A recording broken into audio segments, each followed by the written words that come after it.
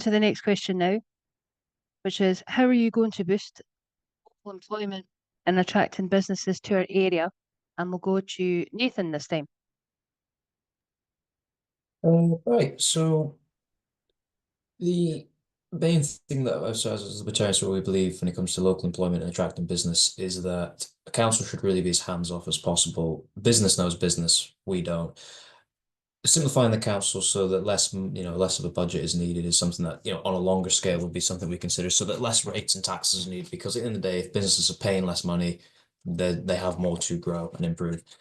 The other thing really is to take care of the basics of a community. We feel that if a council does the basics and lets business flourish and grow on its own, it will do a far better job than if a council or a government interfere or meddle. Because at the end of the day, if there's one thing we've all seen, misguided, if not, albeit quite good intentions in the past, I think, from governments in Britain and other countries where an idea was thought to be good, but it doesn't actually apply in real life. And at the end of the day, the best people to grow a local business, to improve that aspect, is local people who actually have businesses and work in businesses.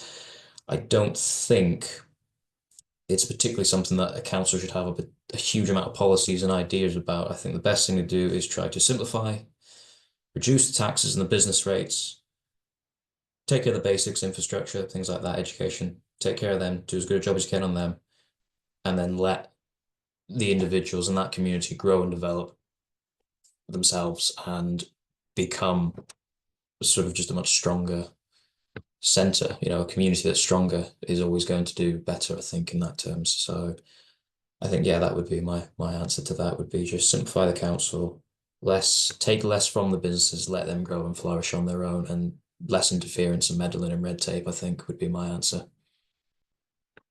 Okay, thank you, Nathan. We'll go to Andrew. Nathan makes some interesting points about how councils are perhaps not always best placed to take the forefront in this particular area. But I do think there are opportunities for the council as a whole, to work with other organisations to promote these areas. Actually, Lochaber, the employment rates compared to other places in Scotland are not too bad. They're pretty good, but that masks an underlying problem, is that we are obviously very reliant upon a tourism, which by its very nature tends to be seasonal.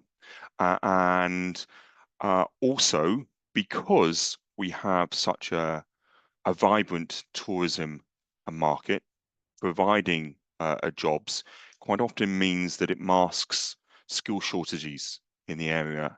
And I do think this is something that the council can be involved with, in partnership with organisations like the Chambers of Commerce, developing the young workforce, and Lochaber College, when we have huge infrastructure projects on our doorstep, like the Corridlas pump storage scheme, where we're going to need hundreds, if not thousands, of workers over the next 10 years.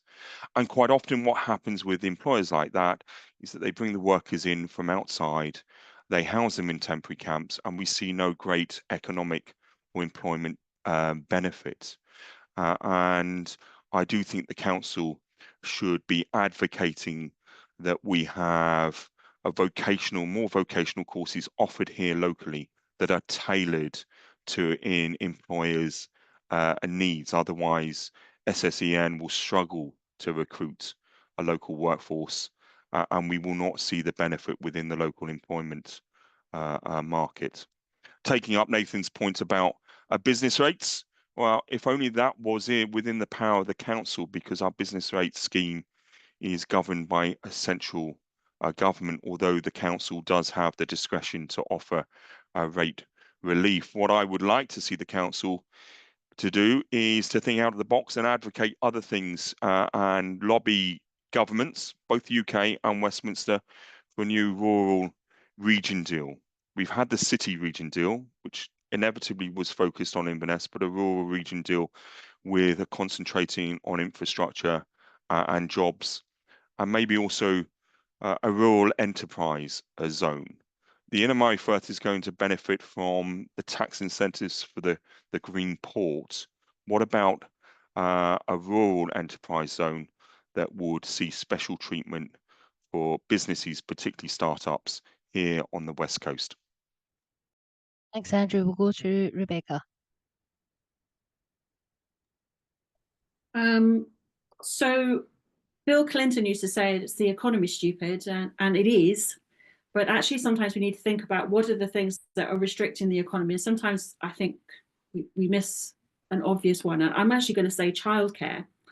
So when I was at the Moss Park meeting, one of the reasons cited by HC1 for pulling out of Moss Park was that they weren't able to have permanent staffing, and they were using agency staff, which was much more expensive.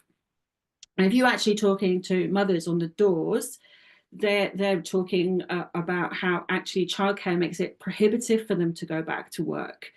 Now, if you also talk about home carers across the ward, you see there's also a massive shortage of home carers. So how could we increase that pool of available staff? Majority of care staff are female. 54% of women who don't work outside the home say that they would like to if they could obtain convenient, reliable and affordable childcare. In Harrickle, I met a group of women in the play park, all of whom were talking about the issues they had about getting a suitable, or in fact any childcare, and the lengths that they were going to get support to be able to work at all.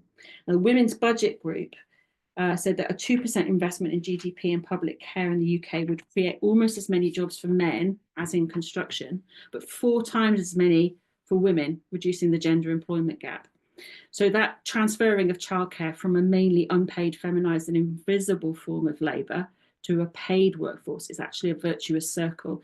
We think about increasing the number of women who are in paid work. You can actually see the benefits in terms of the money spent locally in the economy, the reduction in spending in social security, and the increase in revenue in terms of tax. So actually, if Highland Council and we locally, so not just Highland Council, but in our ward, look at childcare solutions for these communities, for our communities, we would enable women, many who want to go back to work, to be able to do just that. And that has that multiplier effect of more money in people's homes, more money in people's pockets, more spending locally. That would be my answer. Thank you, Rebecca. Susan, please. Yeah, I think that last point is a really good one.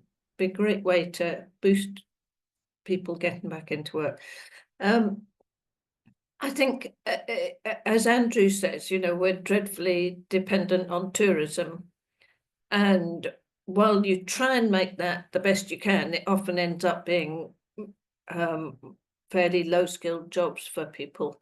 I think that when we're addressing this, you know, what's happened in this country is a lot of the manufacturing has left and gone to China.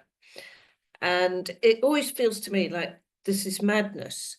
And we really ought to be using the resources that we have in the place we live in to manufacture what we need for our lives.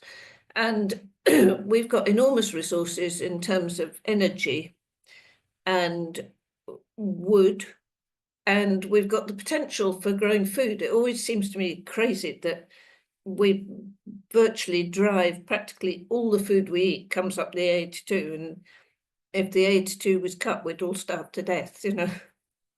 And so I would really want to see, I mean, I don't know how you do this, but I would want to see it focused around looking at our needs in this area. I mean, there is a huge need now for houses to be retrofitted to make them more energy efficient. And there was a great initiative in Inverness College, about 10 years ago, set up a training scheme for within the building department for people to work on renewable energies. Because there's a completely different sort of approach to plumbing and construction if you're going to make something really fit for purpose in terms of climate change. But it's still very difficult to get builders who are into that, who are happy with it, who have knowledge about it. And there's an absolutely crying need for it. So I think we need to think along those lines if we're trying to boost the economy.